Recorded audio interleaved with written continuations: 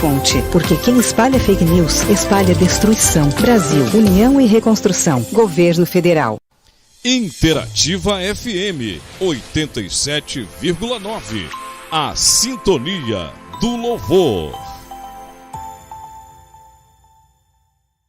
O programa a seguir é uma produção independente. O seu conteúdo é de total responsabilidade de seus idealizadores. Começa agora o programa Teologando com o Daniel de Dani, para quem não tem medo de teologia. Olá, gente boa, tá começando mais um Teologando aqui na Interativa FM, para quem não tem medo de teologia. E aí, você tem medo de teologia? Você gosta de estudar a Bíblia ou você é só um leitor? Não só leitura bíblica, né? Mas devemos estudar a palavra de Deus em todos os assuntos, né? A teologia se divide em vários temas, né? Tem hermenêutica, exegese e tem escatologia. E o Daniel de Dani está aqui para propor que você tenha desejo de estudar a palavra de Deus. Tudo bom, Daniel? Vamos para mais um Teologando, não é isso? Isso, Shalom Adonai, Shalom. A paz do Senhor Jesus para todos que estão em casa agora, aí assistindo, ouvindo o nosso programa. Muito bem, lembrando também, né, Daniel, que se o pessoal quiser participar fazendo perguntas, pode participar pelo 22 997 39 2852, é a senha para a sua participação, sempre disponível, 22 997 39 2852. Você pode participar fazendo perguntas ao Daniel de Dani, nosso teólogo, e você vai poder esclarecer algumas dúvidas, não é? A gente não sabe tudo, mas alguma coisa a gente sabe, não é isso, Daniel? Isso.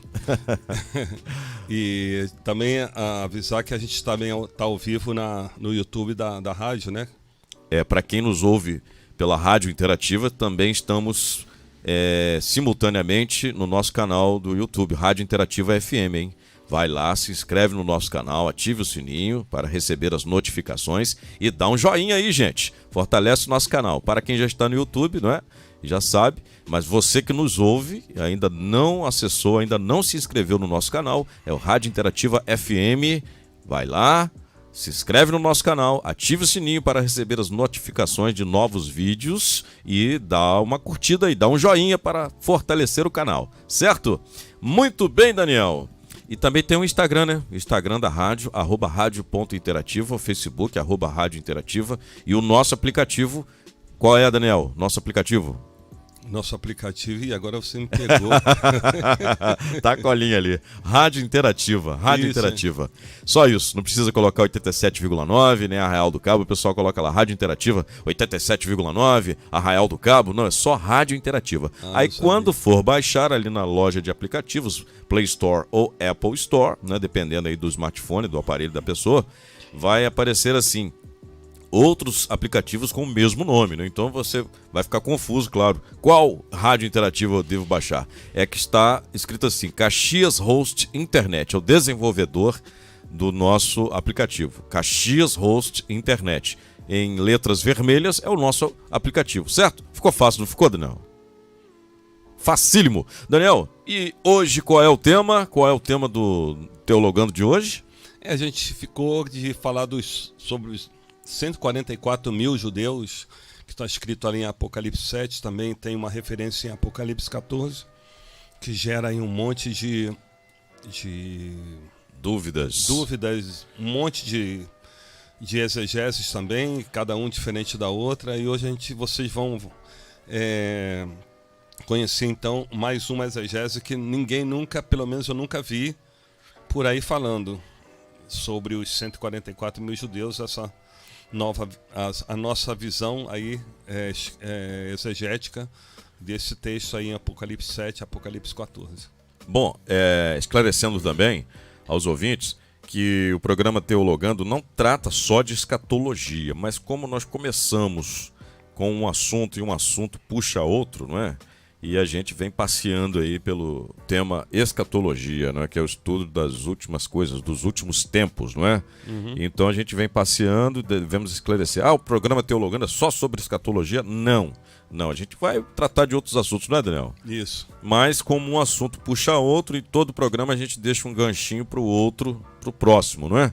Então eu fiz a pergunta, quem serão os 144 mil? Isso já aconteceu ou isso realmente vai acontecer, né? Porque há teólogos também que creem que boa parte do Apocalipse já aconteceu, não é? E uma outra parte viria a acontecer, não é? Então, há muitas interpretações, como você já disse, né?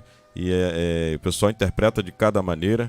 E eu quero saber, e aí, Daniel, quem serão esses 144 mil? Antes de começar, você falou sua questão sobre escatologia. Eu também fiz um curso de escatologia lá em Israel, tá? Mas a minha especialidade realmente é interpretação bíblica e exegese segundo a cultura judaica, tá? Ela não é presa a nenhum dogma religioso ou denominacional, né? Eu aprendi a fazer interpretação bíblica, quer dizer, fazer uma exegese, né? Usar a ciência da hermenêutica segundo a cultura judaica. Então a gente se especializa na cultura judaica para ver o que os escritores falavam, né, sobre isso. Então eles não dogmatizam a pessoa em nenhum tema. Por isso que é bom, porque é uma coisa bem livre mesmo, tá? A gente não fica aí fechado a nenhum dogma das denominações, cada uma tem sua teologia distinta, a gente não está preso nisso, tá? É uma teologia geral.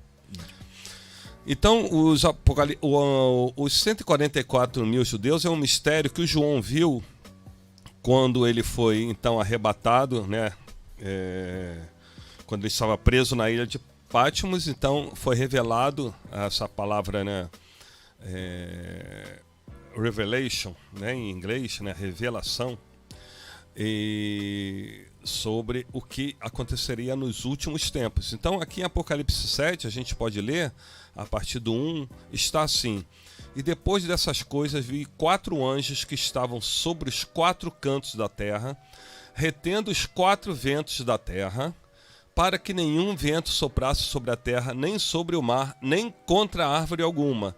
E vi outro anjo subir do lado do sol nascente, e que tinha o selo do Deus vivo, e clamou com grande voz aos 4 anjos, a quem foram dado o poder de danificar a terra e o mar, dizendo: não danifiqueis a terra, nem o mar, nem as árvores, até que hajamos assinalado nas suas testas os servos do nosso Deus.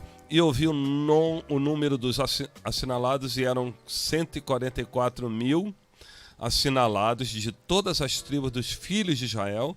Da tribo de Judá havia 12 mil assinalados, da tribo de Ruben 12 mil assinalados, da tribo de Gade 12 mil assinalados, da tribo de Asser 12 mil assinalados, da tribo de Naftali 12 mil assinalados, da tribo de Manassés 12 mil assinalados, da tribo de Simeão 12 mil assinalados, da tribo de Levi 12 mil assinalados, da tribo de Zacar 12 mil assinalados, e da tribo de Zebulon 12 mil assinalados, da tribo de José 12 mil assinalados, da tribo de Benjamim 12 mil assinalados. Então, a primeira coisa que a gente precisa entender, primeiro, é o texto. O que o texto está dizendo, tá?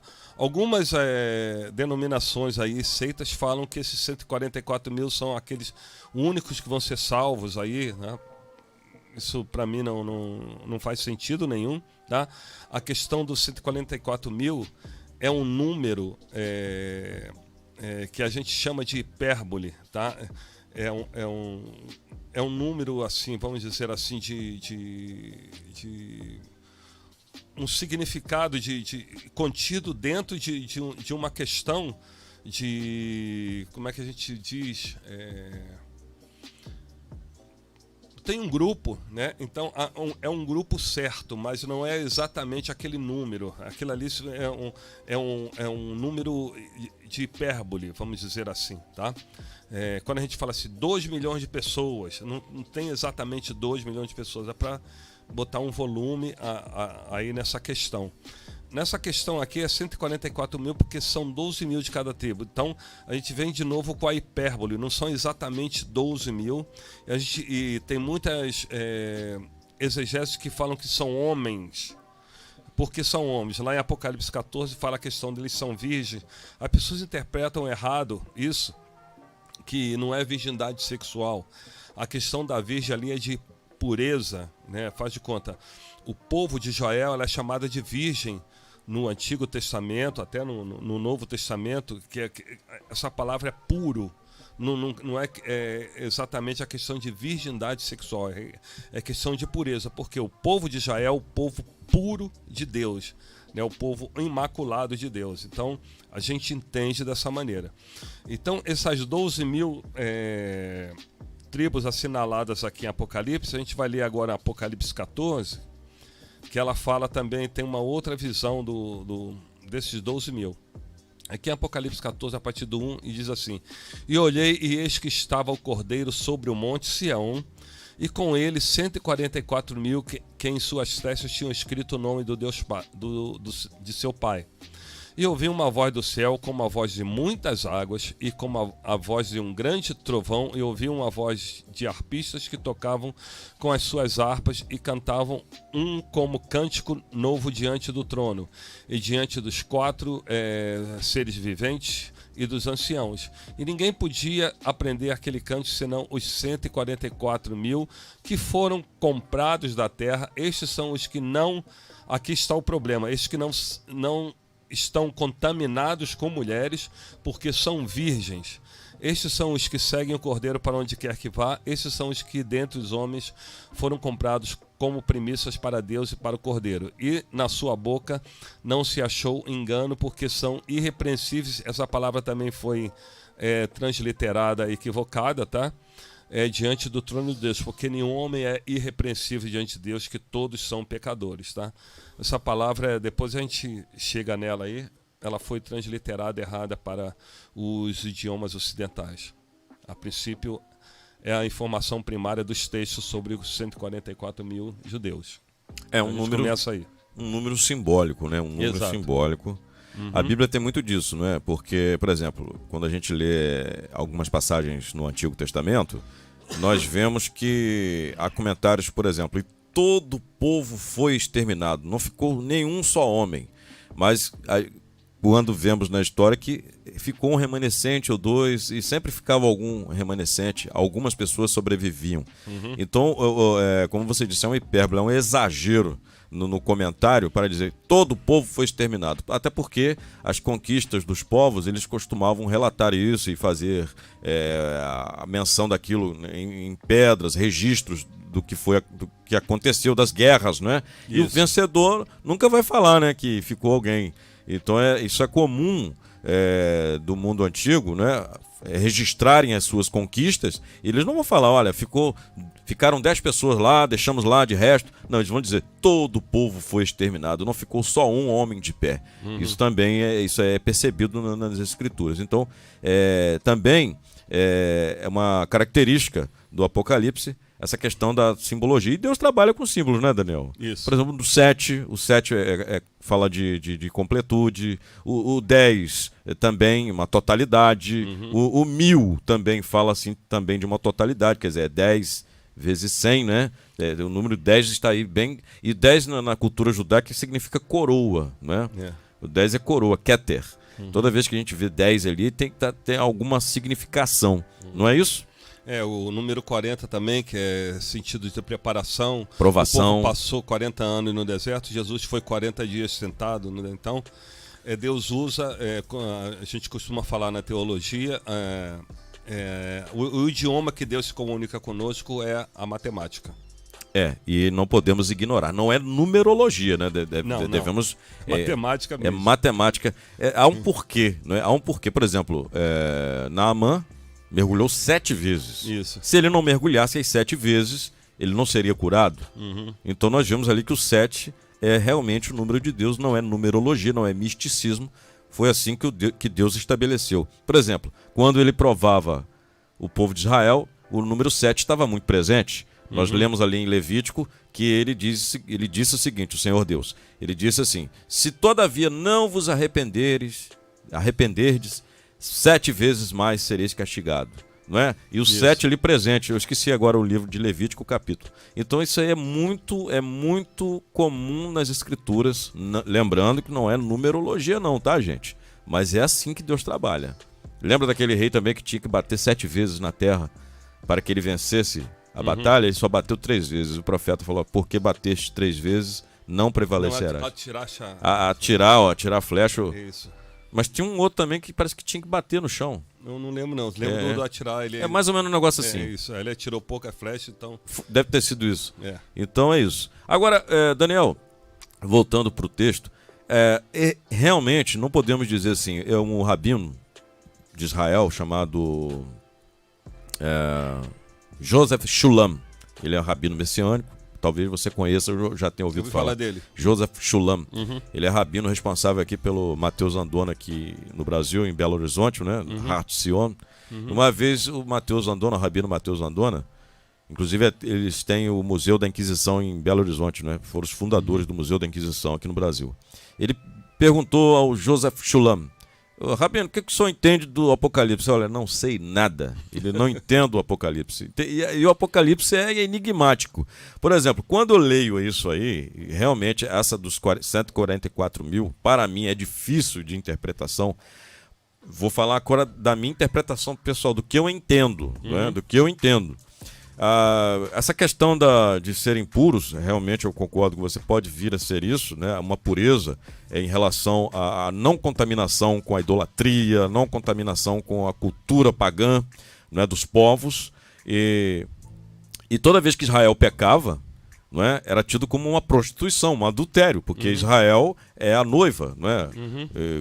Nós, como povo de Deus, nós somos a noiva de Deus. Israel, ali não havia esse contexto de igreja. Então a noiva aí, a esposa de Deus é Israel. Era Israel nesse determinado momento. Então o que acontece? Toda vez que Israel ia após os ídolos, isso era tido como um adultério. Concorda? Não é verdade? É assim que as escrituras tratam. Então esses 144 mil, por não se contaminarem, por obedecerem a Deus, estariam na condição de pureza. É isso então, não é?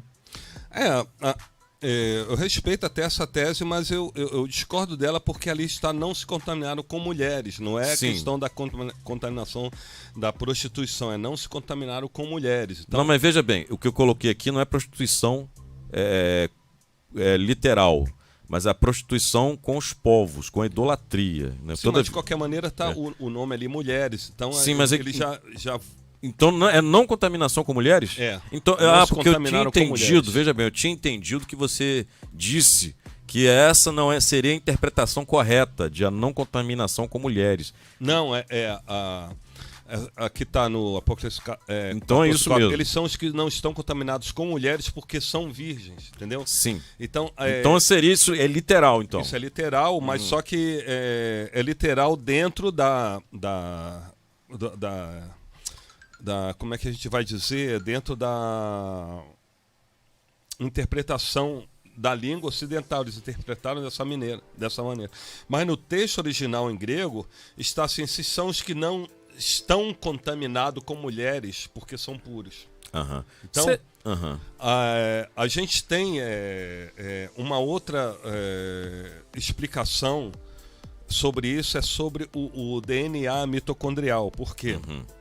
Porque a questão do judeu, o judeu ele não vem contaminado de mulheres gentias, entendeu? Porque toda a raça judaica, ela vem de um DNA mitocondrial puro desde a época da esposa de Noé, que ali em Gênesis 6 fala que Noé e a sua família, eles vieram de uma linhagem pura, de uma linhagem perfeita. Então eles não misturaram casamento aí com aqueles anjos que são chamados de Benai Elohim, ou filhos de Deus, né?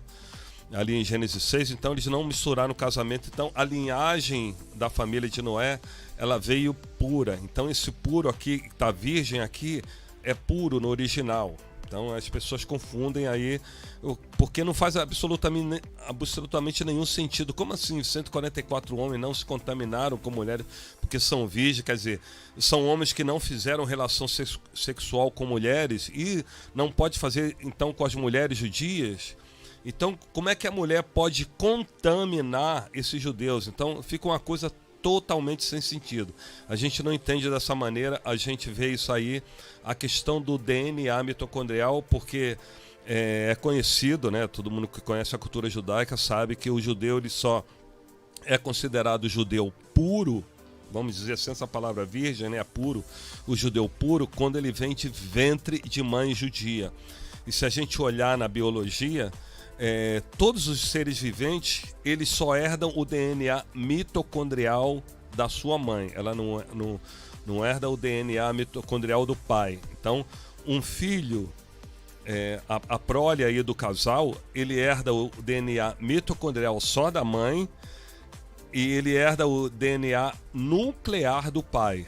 O DNA mitocondrial do pai não passa para as gerações. A partir daí. Ah, entendi. Isso já foi feito até um estudo sobre isso, né?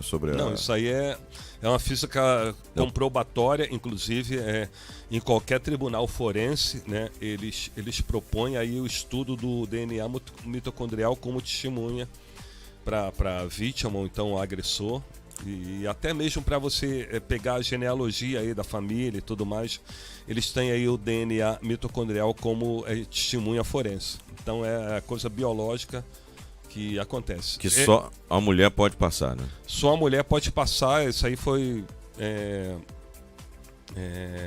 descoberto há pouco tempo. Eles chamaram até da Eva mitocondrial, né? Quando a mulher fez um estudo aí do DNA mitocondrial, viu que todos os seres humanos eles vieram de uma única mulher, tá? Isso não é bíblico. Essa proposta não é bíblica, não é religiosa, não é evangélica, não é católica nem nada. Ela é científica, tá? A ciência descobriu que todos nós, por isso eles chamaram da Eva mitocondrial. Eles usaram até um termo bíblico para dizer na questão da Eva, porque a Bíblia fala que todos os seres humanos vieram aí de Eva, né, a mãe de todos os seres humanos. Então a ciência comprovando a questão bíblica. Só para a gente entender o que é um DNA mitocondrial. As mitocôndrias, elas são a parte energética da célula humana, tá? Então, só para a gente entender. Então, o que acontece? O espermatozoide, ele é um flagelo. Então, ele tem o corpo e o rabo. Então, quando acontece a ejaculação dentro da mulher, o espermatozoide ele vai correndo para dentro do ovário. Então, o que ele faz? Ele pega todas as mitocôndrias que fossem baterias energéticas. Olha só que coisa impressionante, né? São as baterias energéticas. Elas vêm todas para o rabo tem um motor, ele levar aquele espermatozoide para dentro do óvulo feminino. Assim que entra a cabeça do espermatozoide, o óvulo feminino milagrosamente corta o rabo. Então, quer dizer, o DNA mitocondrial do homem, ele não fecunda na mulher, só o DNA nuclear que está dentro do corpo, tá? Então, como é que o judeu sabia disso? O judeu não sabia disso, tá?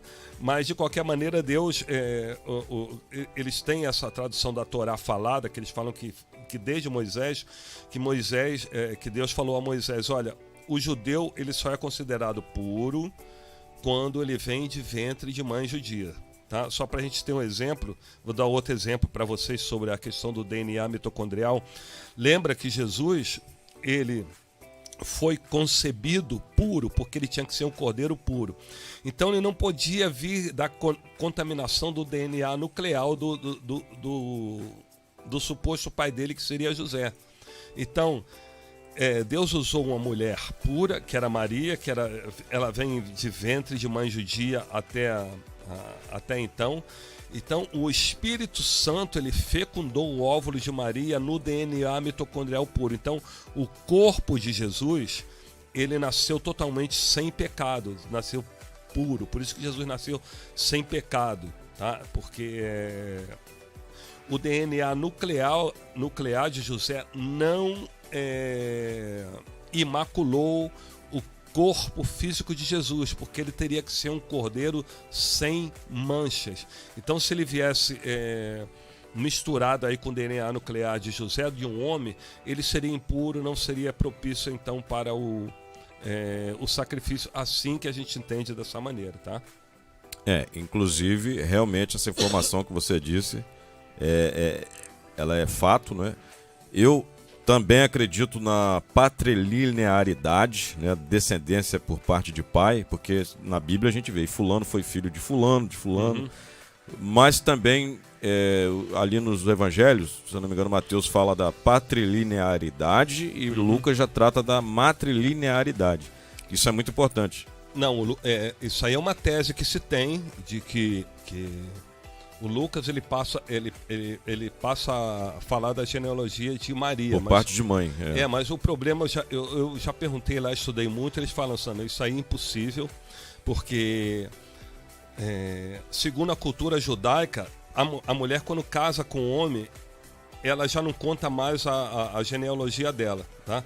Ela vai contar a partir da genealogia do pai. Então, eles entendem como uma só carne. Então, Maria agora pertence à carne de José, entre aspas. Então,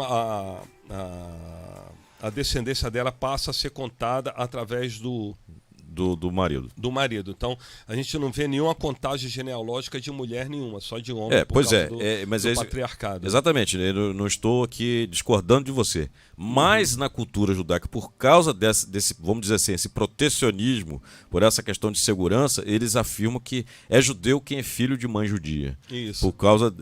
Tem a ver com esse comentário que você fez. Eu também fico com a palavra. E como você mesmo disse, e você mesmo diz... O teólogo não briga com o texto. Isso. Eu vejo ali a patrilinearidade muito patente ali, então não tem como. A gente é filho de fulano, de fulano, de fulano, que também eram judeus.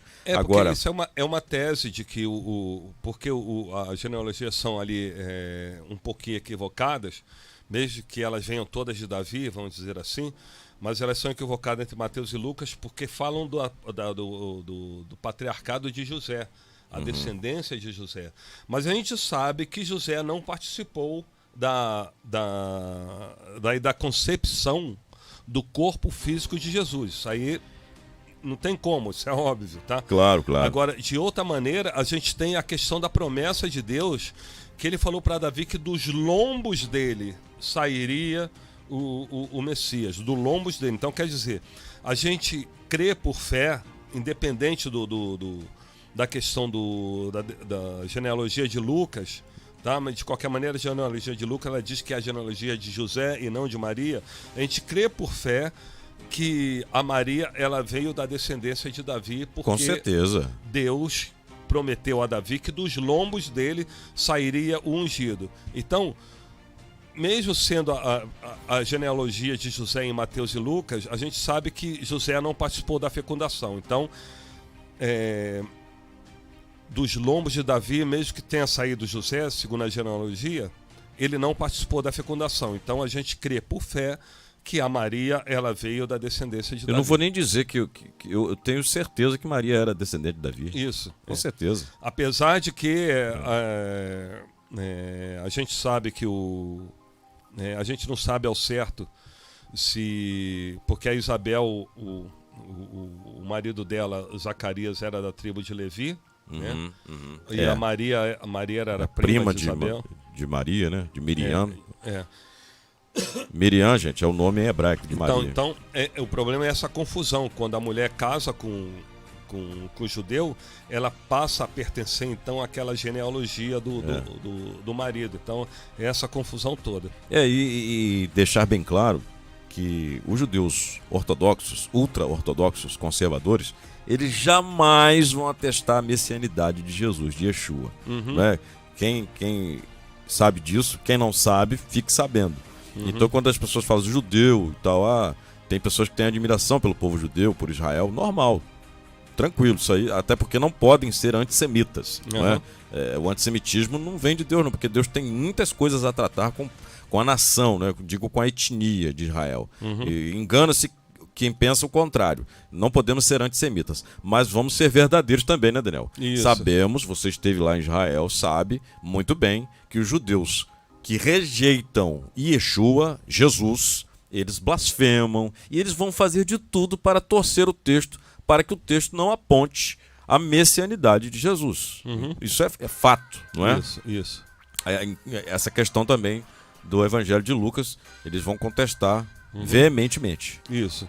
Agora, uma coisa aqui que eu percebo também no texto, Daniel, é que esse texto, ele também, vamos dizer assim, no meu entendimento, faz referência ao que está escrito em Zacarias, no profeta Zacarias, que Jesus desceria sobre o Monte Sião, fenderia o monte ao meio, né? Dali fluiria um rio, não é assim que está no texto? E a referência de Apocalipse parece, para mim, clara, uma referência a Zacarias. Ó, e eis que estava o Cordeiro sobre o Monte Sião. Não faz referência a Zacarias? Não parece? Esse texto... Já é o retorno dele, né? Porque isso aí, por isso que eu falei, nesse momento aqui é o retorno de Jesus para estabelecer o milênio. Já retornou. Isso, ele está retornando nesse momento para estabelecer o milênio. Então, esses 144 mil, já falei para vocês, é uma hipérbole para mim. Ali estão mulheres e crianças, tudo misturado, porque a gente entende dessa maneira. Esses 144 mil... Não seriam os ressurretos, não? Porque Yeshua voltou, mas os ressurretos vão voltar com eles. Vão ressuscitar primeiro. Aqui não diz que eles ressuscitaram, eles estavam na terra. Eles foram selados, né?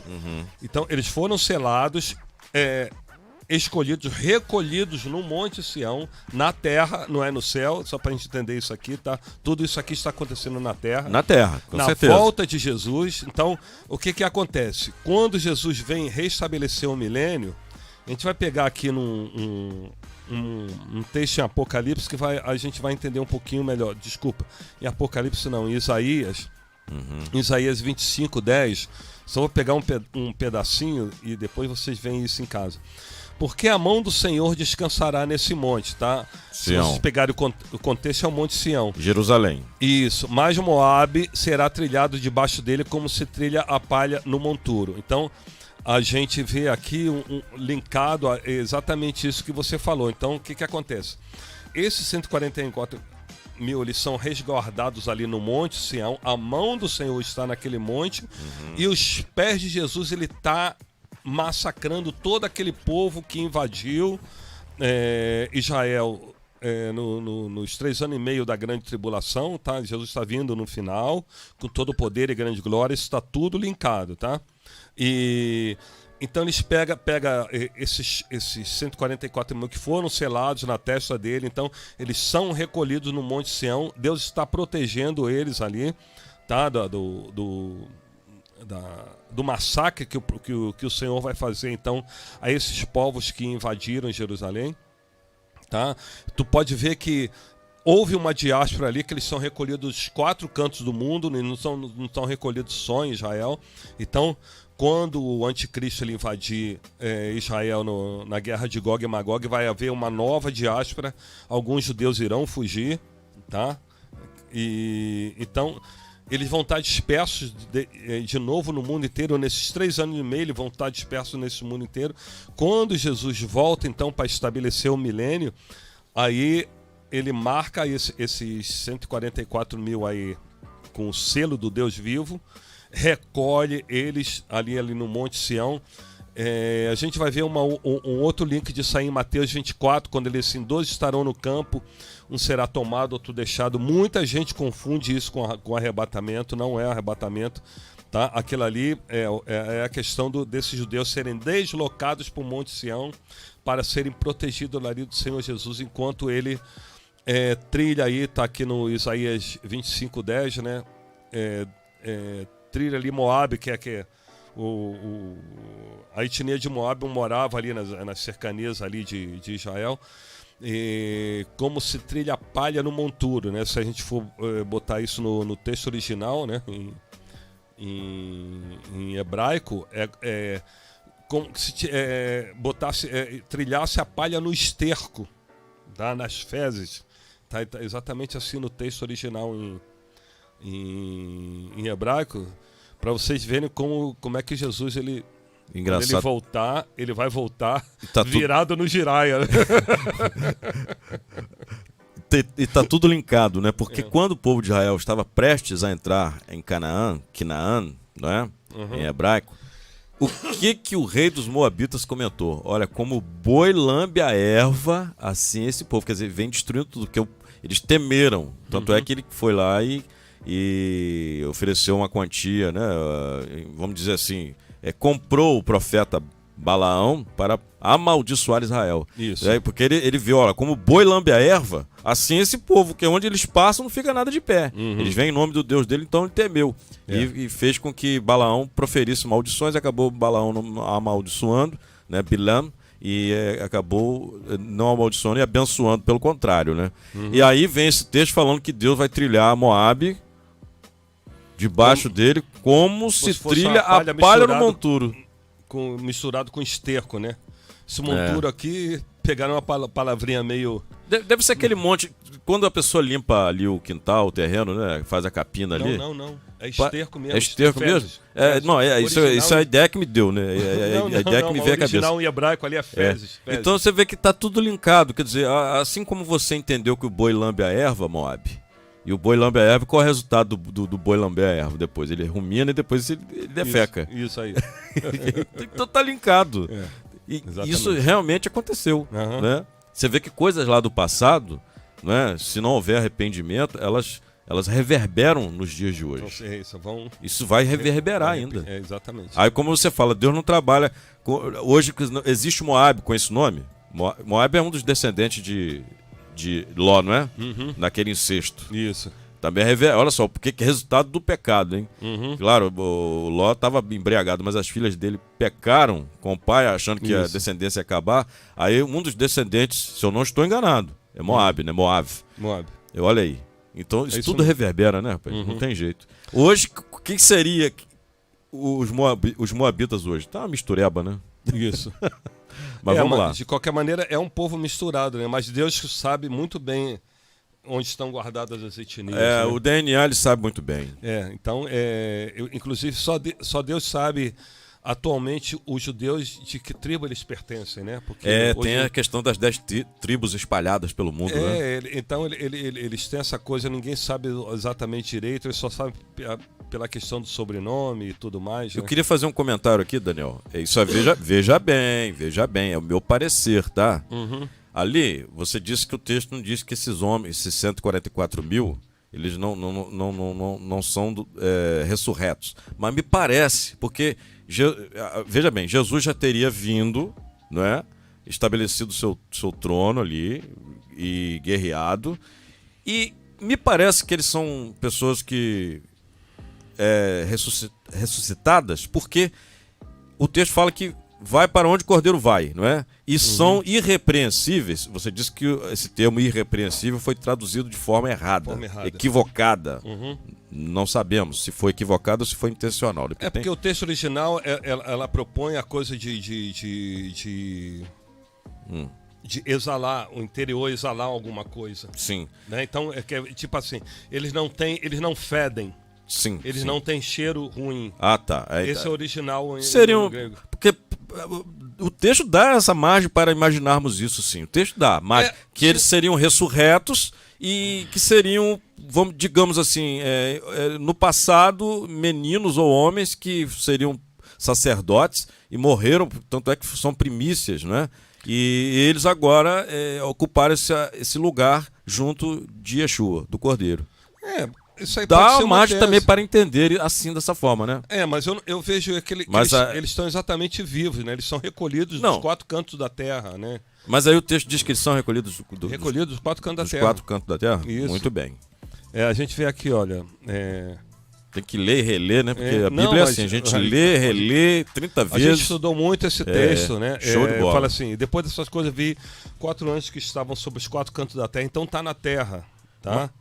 Retendo os 4 ventos da terra para que nenhum vento soprasse sobre a terra. Mas aí você está lendo Apocalipse 7, né? Isso. Já é outro texto. Não, mas falando dos 144 mil. O 7,14 fala dos 144 Porque mil. Porque há teólogos, desculpem te interromper, há teólogos que dizem que esses 144 mil do Apocalipse 7 são outros 144 mil que não os do Apocalipse 14. Também tem esse problema.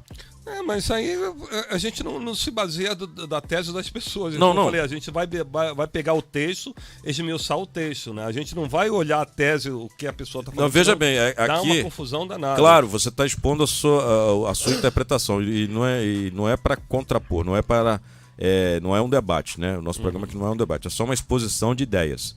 Mas vamos lá. Porque existem várias variáveis, faz de conta. A gente pega esses 144 mil, se a gente vê, por isso que eu falei, a gente vai pegando as variáveis para entender o texto. Vai fazendo os links, faz né? dessa maneira. Quando a gente vai lá para Gênesis 6, a gente vê o número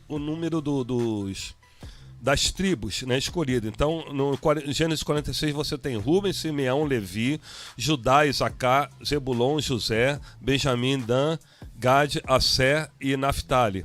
Em Números 26 você vem Rubem, Simeão, Judá, Isacar, Zebulon, Manassés, Efraim, Benjamim, Dan, Gade, Asser e Naftali. Então aqui já não tem os levitas, porque os levitas passaram a não ser contados como tribo, porque eles eram uma tribo separada, então eles não tinham... Já em Apocalipse eles são contados. Já em Apocalipse são contados. E outra coisa,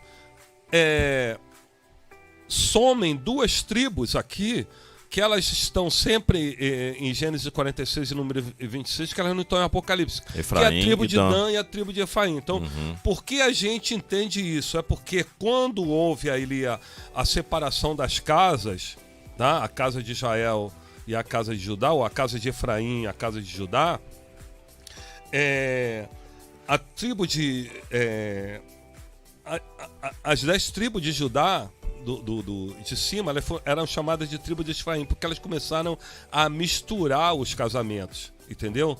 Então, o que acontece? Como essa geração tinha que ser pura, tá? A questão do DNA mitocondrial, elas não foram incluídas aqui no Apocalipse 7, porque elas misturaram o casamento, Efraim e Dan misturaram os casamentos e não jogaram as mulheres fora lá em Esdras. Quer dizer, a gente vai pegar o texto de Esdras, a gente vai entender isso aqui muito bem. Esdras ordenou que os homens se divorciassem das mulheres estrangeiras, não é? São divórcio. Olha só. É verdade. Deixa eu pegar aqui o... Deixa eu ver. Só para a gente entender a questão da virgem. Aqui Amós 5, tá assim: ouvi essa palavra que levanto como uma lamentação sobre vós, ó casa de Israel. A virgem de Israel caiu e não mais tornará a levantar-se, desamparado está na sua terra, não há quem levante. Isso aqui é a pura de Israel, tá? A pessoa confunde a coisa da virgem com virgindade. Jeremias 18, 12, mas eles dizem: não há esperança, porque andaremos segundo as nossas imaginações e cada um fará segundo o propósito do seu mau coração. Portanto, assim diz o Senhor: perguntai agora entre os gentios quem ouviu tal coisa. Coisa muito horrenda fez a virgem de Israel, quer dizer, a pura de Israel. Pois desculpe te interromper novamente, mas foi esse comentário que eu fiz lá no início. Quando Israel estava obedecendo os mandamentos, né, a lei do Senhor, e não quebrava a aliança, era considerada como pura, a virgem. Agora, quando o povo transgredia, ia após os ídolos, após as injustiças sociais, que Deus também era muito contra, tem gente que pensa que Deus ele só se irava com a idolatria, não. Com a injustiça social, o pobre sendo oprimido, tudo isso, Deus tratava Israel como uma adúltera, não é? Então, quer dizer, foi exatamente isso que eu falei no início. Mas de qualquer maneira ela continua sendo virgem, né? Mesmo com a prostituição do Sim, povo, mas ela é considerada como uma pura ainda, né? Aqui, ou então a que outrora era virgem agora se contaminou, né? Porque... Então, por isso que eu estou falando para você. Então, as duas tribos que se contaminaram, não jogaram...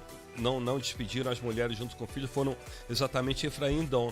Então elas não são contadas ali em Apocalipse. O quê? A gente entende por que Deus separou eles, porque Deus teria que dar continuidade à pureza do povo escolhido. Que tá? Efraim e Dan não estavam seguindo. Não estavam sendo puros. Então eles foram escolhidos justamente por isso que eu estou falando que eu não creio que seja a ressurreição, porque eles precisam de gerar a descendência pura no milênio. Entendeu? Então eles são os escolhidos ali justamente para gerar a descendência pura no milênio. São seres humanos como nós somos, não ressurretos, porque não passaram pela morte. Exatamente. Só que eles vão gerar filhos puros para Deus, porque aqui, olha só. E é um número simbólico, não é um número exato. Né? Aqui em Oséias 5 está assim: eu conheço a Efraim, Israel não se esconde de mim, porque agora se tens prostituído. Efraim e Israel se contaminou. Então, essa palavra de novo, se contaminou. No caso, é o reino de Israel, o reino do norte. Né? Isso. Não querem ordenar as suas ações a fim de voltarem para o seu Deus, porque o espírito das prostituições está no meio deles, e não conhecem ao Senhor. A soberba de Israel testificará no seu rosto, e Israel e Efraim cairão pela sua injustiça, e Judá cairá juntamente com eles. Então irão com os seus rebanhos e com o seu gado para buscarem ao Senhor, mas não o acharão. Ele se retirou deles. Aleivosamente se houveram contra o Senhor, porque geraram filhos estranhos. Sim, por causa da miscigenação. Agora em um só mês os consumirá com as suas porções. Então, o que é isso, gerar filhos estranhos para Deus? Porque são filhos que são filhos contaminados. O DNA mitocondrial contaminado. Então não é a pura de Deus, porque Deus só olha para a pura. Israel é a pura de Deus. Então Deus só olha para ela. Então quando gera um filho impuro, entendeu? Sim. Para Deus são filhos estranhos. Claro. Entendeu? E é que Efraim fez com o reino do norte, que é Israel. Porque às vezes a pessoa lê Israel e pensa que é todo Israel. Nesse caso aí, é Israel do reino dividido, né? Tanto é que ele fala Israel e Judá. São dois reinos aí tratados, né? Exatamente. Muita gente faz confusão aí, pensa que Judá é só o território de Judá. Não, o reino de Judá ao sul e o reino do norte, Israel, com capital em Samaria, né? Shomrom. Isso. Então, quer dizer, o reino do norte se corrompeu. Tanto é que quando houve a divisão do reino, né, quem era o rei ali? Roboão, não é? Roboão e Jeroboão. Roboão foi o filho de Salomão. E filho legítimo, né? Filho legítimo. Na sequência, foi Jeroboão. É isso mesmo? Isso. Então ali foi corrompida toda a adoração, a forma de culto. Quer dizer, eles não iam mais a Jerusalém. E os casamentos misturados. Tanto é que vem aí daí a origem da questão do preconceito de judeus não aceitarem os samaritanos. Por causa da mistura, da miscigenação. Exatamente. É isso aí. Muita gente não entende isso, né? Por que tem essa questão dos samaritanos? Vai ver na história. Isso. É isso. Muito bem. Então, Esdras 10, aqui 3, olha só para a gente entender bem, olha só. Agora, pois, façamos aliança com o nosso Deus, de que despediremos todas as mulheres. Olha só, não são as mulheres, não são os homens. Tá? Isso aí. Pra você ter ideia da junto com seus filhos. Do DNA mitocondrial. Todas as mulheres que os delas são nascidos, conforme ao conselho do meu Senhor e dos que tremem ao mandato do nosso Deus, e faça-se conforme a lei. Então... Por que os homens que casaram com as judias não foram despedidos aqui no caso? Por que as mulheres foram despedidas? Porque Deus queria purificar de novo todas as tribos de Israel, por causa do DNA mitocondrial da mulher. Por isso que as mulheres gentias, elas teriam que ser expulsas dentro da comunidade. Os maridos que casaram, os maridos judeus que casaram com mulheres gentias, teriam que ser expulsas da comunidade de Israel, porque Deus queria dar continuidade à raça, vamos dizer assim, virgem, aí a raça pura do DNA mitocondrial puro, desde a mulher de Noé, que passou por Sara, e daí todas as mulheres judias até o nascimento de Jesus e até agora o milênio, porque Deus quer constituir seres humanos puros no milênio através da descendência de Abraão que ele prometeu. Tá? Então agora fica bem claro o texto de Apocalipse 14, que essa contaminação com mulheres seriam mulheres gentias. Exatamente. Então, quer dizer, essa é a explicação mais coerente, não é? Quer dizer, a não contaminação com qualquer mulher, não. A contaminação, esses 144 mil não se contaminaram, 12 mil de cada tribo, com mulheres gentílicas. Isso. Aí para poder preservar a questão do DNA mitocondrial. Isso e aí. Também Deus fez isso para poder criar todo o cenário, não é, Daniel? Para a vinda do Mashiach, quando ele se manifestou entre nós, não é? Isso. Isso também foi um cuidado de Deus. E também um cuidado de Deus para o seu retorno. Perfeito, realmente faz todo sentido. Entendeu? Então, bom, a gente entende dessa maneira, tá? A questão aí, faz de conta, um exemplo. Quando perguntam Por que Jesus nasceu puro se ele nasceu de uma mulher pecadora? Tá? Ninguém vai conseguir responder isso para vocês de uma maneira bem explicativa, tá? Os católicos já resolveram o problema imaculando Maria. Tá? Os católicos resolveram o problema. Os evangélicos ficam aí com essa sinuca de bico quando perguntam para eles. Então, você evangélico que não tem a Maria como imaculada, tem ela como pecadora igual a todos os seres humanos, você já tem essa resposta. Por que Jesus nasceu puro se ele nasceu de uma mulher pecadora? Porque o DNA mitocondrial de Maria era o DNA puro, embora ela tenha sido contaminada com o DNA mitocondrial do pai dela, né? Jesus, ele foi gerado dentro do ventre de Maria pelo Espírito Santo, e não tem o DNA nuclear do homem contaminando o corpo de Jesus, tá? Então, o corpo de Jesus nasceu sem pecado, totalmente puro, porque ele foi gerado no DNA mitocondrial de uma judia que tem o DNA mitocondrial puro, tá? Então, por isso que Jesus pôde ressuscitar, e com o corpo físico dele, ele ia assunto aos céus, porque a carne dele não era contaminada, porque nada impuro ele entra nos céus, tá? Só para a gente entender dessa maneira. Aí eu posso falar, mas ele herdou o sangue de Maria, e a gente esqueceu que o sangue de Jesus ele verteu todinho lá na cruz, tá? Só para a gente entender dessa maneira. Então, quem agora tinha dúvida com isso, quando alguém perguntar isso, a resposta é essa, porque Jesus nasceu sem pecado se ele nasceu de uma mulher pecadora, porque ele foi gerado no DNA mitocondrial puro de Maria, uma judia. E há um fato bem interessante, e vejam bem, amados ouvintes, o que eu vou falar aqui agora. Você não tem que concordar comigo, até porque você tem que averiguar e você não é obrigado. Veja bem, existe um site chamado ArcBib, Arqueologia Bíblica, e traz o relato de um arqueólogo não formado, né, mas ele se dizia arqueólogo, Ron White. Você talvez já tenha ouvido falar. Ron White, ele era adventista, e ele diz ter encontrado a câmara onde está a arca. Veja bem, isso é o relato do Ron White, já falecido, morreu em 1991. Ele teria encontrado ali, naquele túnel que Zedequias fez, né, para fugir dos babilônios. Zedequias, não é isso? Zedequias.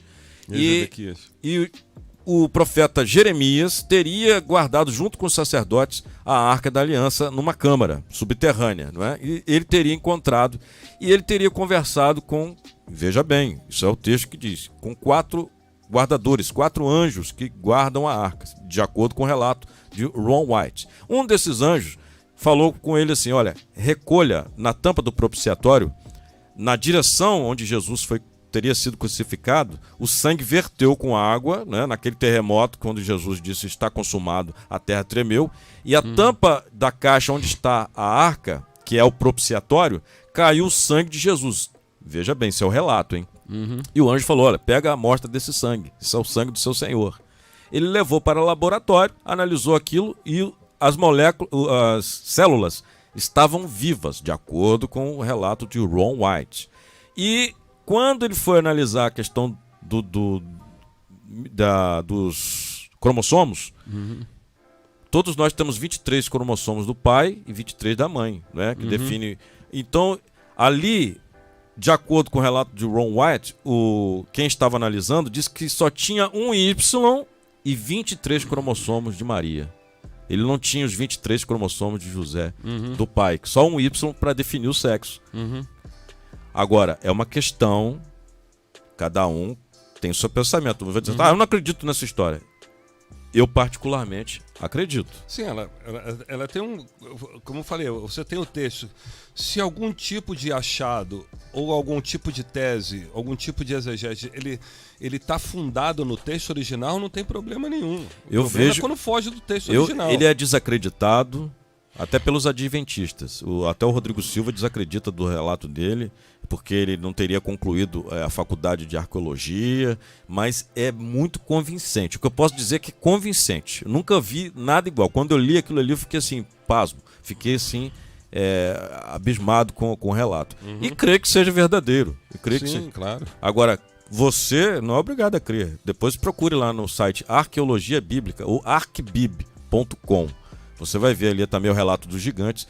Então, Daniel, o que eu quero dizer é o seguinte, tudo realmente, eu nunca ouvi uma explicação para esse texto que fosse tão convincente. Eu concordo, assim, admito que essa explicação é bem convincente. Sobre os 144 mil. Ia ter surpresa com esse relato. Né?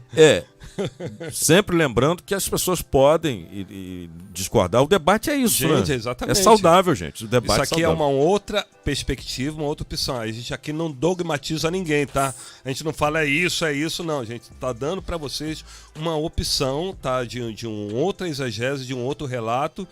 E como o próprio Marcelo falou, é um relato convincente, entendeu? Eu posso não acreditar, mas é convincente. Então, as coisas na Bíblia precisam fazer sentido. Então, não fazia sentido nenhum, porque os caras são virgens, não fizeram sexo com mulheres, entendeu? Então, isso não faz sentido. Então, esse relato que eu estou botando aí faz um pouco mais de sentido sobre essa questão. Eu vou botar aquele texto de Isaías 24 para ver que está tudo linkado. Olha aqui, ó. No Isaías 24, 23 está assim: e a lua se envergonhará e o sol se confundirá quando o Senhor dos exércitos reinar no monte Sião e em Jerusalém e perante os seus anciãos gloriosamente. Então, vocês estão vendo que aqui tudo é linkado com a vinda de Jesus. Quando Jesus vier, a lua também vai perder o brilho e o sol vai se apagar. Isaías está falando aqui de uma forma mais poética. Eu vou tentar explicar por que Levi ele está incluído aqui, então, no caso das 12 tribos, quando o Messias reinar no milênio, porque é o seguinte, no milênio ainda vai ter morte, ainda vai ter pecado, embora as mortes elas vão voltar àquela questão antes do dilúvio, tá? Quando o homem vivia 900 anos, então pode ver aí que dá aí um respaldo aí para o milênio, são 1000 anos, né? Então os homens vão viver porque a terra vai voltar... Serão longevos. Oi? Os homens serão longevos. Isso, porque a terra vai voltar então na parte perfeita dela, né? Então a natureza, então ela vai voltar à parte que era perfeita desde a época do Jardim do Éden. Então, o Gan Eden será restaurado no jardim. Isso, então os homens vão viver naturalmente muito mais. Então, de qualquer maneira, vai ter pecado e morte. Então, a tribo de Levi ela já está incluída aí nos 12, porque ela vai continuar fazendo, então, aí os sacrifícios aí de animais sobre propiciação dos pecados. A gente pode pegar isso lá no templo, entre aspas, que vai ser construído ali em Ezequiel 40. Pois é, esse templo não foi construído ainda.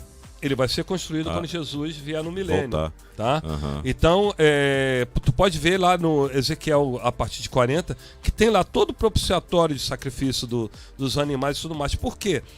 Essa geração que entrou pelo milênio, os seres humanos, eles não aceitaram Jesus como Salvador. Então, como é que eles vão ser resgatados? Vão ser resgatados através dos animais que continuarão morrer aí, vão ser sacrificados pelo pecado dele, porque Jesus já está agora reinando, entendeu? Como o Senhor, não vai ter outro glorioso. Sacrifício, né? Ele não vai Jesus não vai sacrificar de novo por essa nova segunda geração. Também faz sentido isso aí. Exatamente. Então, por isso que ele falou, bem-aventurados são aqueles que fazem parte da primeira ressurreição, porque todos os que morrem na primeira ressurreição, quer dizer, a vinda de Jesus, até a última pessoa que morrer antes da vinda de Jesus e for ressuscitado, não é o caso desses 144 mil, que eles continuam sendo seres humanos, eles fazem parte da primeira ressurreição. Então, o pessoal da primeira ressurreição vão ser reis e sacerdotes, vão reinar junto com Jesus, em cima desse povo, então, que vai gerar aí toda a geração dos seres humanos no milênio. Quem vai reinar são aqueles que fazem parte da primeira ressurreição. A gente entende dessa maneira. Por isso que a tribo de Levi, ela está aqui, são seres humanos, eles vão continuar ministrando ali no templo de Ezequiel. Por favor, vocês estudem em casa o templo de Ezequiel. Existe uma planta, existe propiciatório para o sacrifício de animais e tudo. Por isso que a tribo de Levi, ela está incluída agora nesses 12 dos 144 mil, e Dan e Efraim saíram porque eles desapareceram com a descendência pura deles. Agora, para quem duvida da reconstrução do templo, existe o Instituto do Templo em Jerusalém, com quase todos os utensílios do templo preparados. Só não tem a arca, né? Isso. Só não tem a arca. Mas por isso que eu acho que a arca ainda está lá em Jerusalém, está nessa câmara que o Ron Wyatt descobriu lá, que foi direcionado por Deus. Eu creio nisso. Eu creio. Ah, não, porque a arca no Apocalipse aparece lá no céu. No céu. Mas aquilo é futuro. É futuro. Não é? É uma visão futura que João teve. Que para mim isso não aconteceu ainda. Eu creio que a arca esteja lá, sim, nessa câmara, no subterrâneo. Aí a pessoa, mas por que ele achou e ninguém vai lá mais? É porque Deus não permite, que ela só vai sair quando chegar a hora que Deus permitir. Não é? Que a arca contém as tábuas dos 10 mandamentos, a taça com maná e a vara de Arão que floresceu. Que já tinha sido florescida. Que está lá florescida, aquela não perde o vigor, né? A vara de Arão que floresceu está lá. Então, nesse texto também, um dos anjos disse para você: quando é que essa lei, que as tábuas serão expostas ao mundo? E o anjo diz: olha, quando vier a lei que obrigará a todos. Parece que ou será a lei do eterno ou a lei do anticristo, né? Porque também tem a questão do falso Cristo, querer sentar-se no trono de Deus e tudo mais. E vai mudar as leis. Parece. O Daniel diz que ele mudará as leis. No caso, seria anterior ao reino de Yeshua, né? Mas, enfim, você disse aí que essas pessoas necessitarão de expiação, né, dos seus pecados. Mas muitos podem dizer, não, mas o sacrifício de Jesus ele é para os do passado e para os do futuro. Não. Esses que entraram no milênio rejeitaram, agora estão vendo Jesus. Aí é fácil. Ver Jesus já todo poderoso reinando é fácil aceitar ele. Agora uma coisa eu sei, né? Que de Sião sairá a lei. Sião é Jerusalém. Ele vai reinar de Jerusalém. Mas de qualquer maneira é isso aí. Ele vai reinar inclusive o reino vai ser com seta de ferro. Né? Agora eu falo sempre para alguns pastores, amigos meus, falo assim: esse templo aí tem uma planta, tem um ordenamento aí de sacrifícios, como era feito no passado. Isso. Antes do templo ser destruído. Mas está escrito, né? Está escrito. 40, então, não tem como. O teólogo não briga com o texto. O teólogo que briga com o texto Eu vi um pastor falar que esse templo é quântico. Como assim? É quântico? Como assim quântico? As pessoas querem, elas querem razão para as teses delas.